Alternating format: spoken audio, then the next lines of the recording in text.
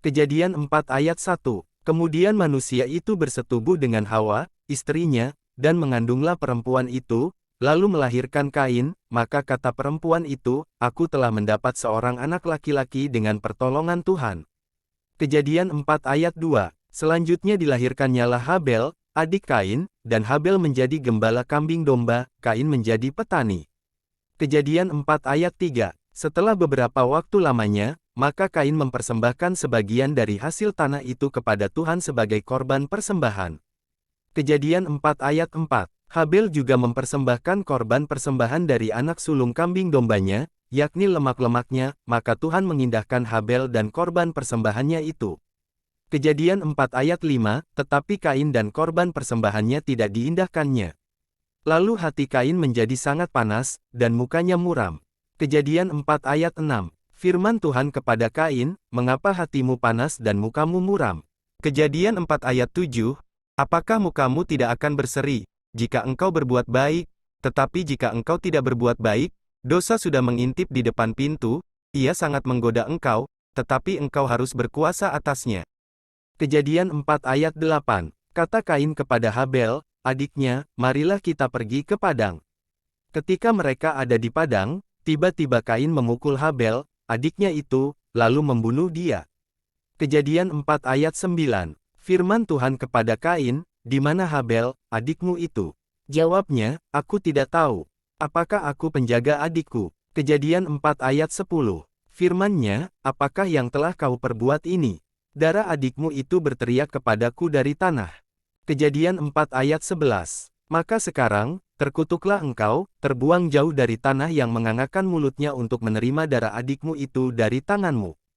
Kejadian 4 ayat 12. Apabila engkau mengusahakan tanah itu, maka tanah itu tidak akan memberikan hasil sepenuhnya lagi kepadamu, engkau menjadi seorang pelarian dan pengembara di bumi. Kejadian 4 ayat 13. Kata Kain kepada Tuhan, hukumanku itu lebih besar daripada yang dapat kutanggung. Kejadian 4 ayat 14. Engkau menghalau aku sekarang dari tanah ini dan aku akan tersembunyi dari hadapanmu, seorang pelarian dan pengembara di bumi, maka barang siapa yang akan bertemu dengan aku, tentulah akan membunuh aku. Kejadian 4 ayat 15. Firman Tuhan kepadanya, sekali-kali tidak. Barang siapa yang membunuh Kain akan dibalaskan kepadanya 7 kali lipat.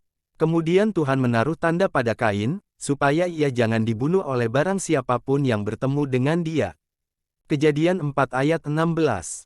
Lalu Kain pergi dari hadapan Tuhan dan ia menetap di tanah Nod, di sebelah timur Eden.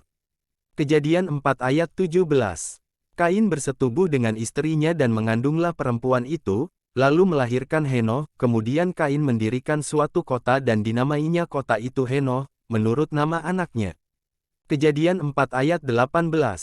Bagi Henoh lahirlah Irat, dan Irat itu memperanakkan Mehuyael dan Mehuyael memperanakkan Metusael, dan Metusael memperanakkan Lameh. Kejadian 4 ayat 19. Lameh mengambil istri 2 orang, yang satu namanya Ada, yang lain Zila. Kejadian 4 ayat 20.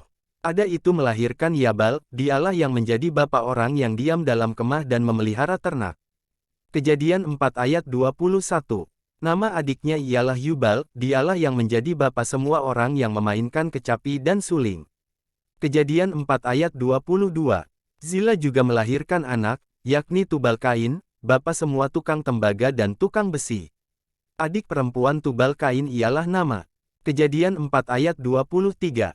Berkatalah Lameh kepada kedua istrinya itu, Ada dan Zila, dengarkanlah suaraku, hai istri-istri Lameh, pasanglah telingamu kepada perkataanku ini, aku telah membunuh seorang laki-laki karena ia melukai aku, membunuh seorang muda karena ia memukul aku sampai bengkak. Kejadian 4 ayat 24, sebab jika Kain harus dibalaskan 7 kali lipat, maka Lameh 77 kali lipat. Kejadian 4 ayat 25.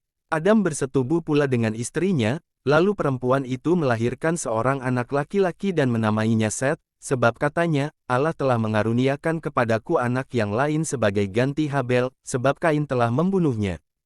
Kejadian 4 ayat 26. Lahirlah seorang anak laki-laki bagi Set juga dan anak itu dinamainya Enos. Waktu itulah orang mulai memanggil nama Tuhan.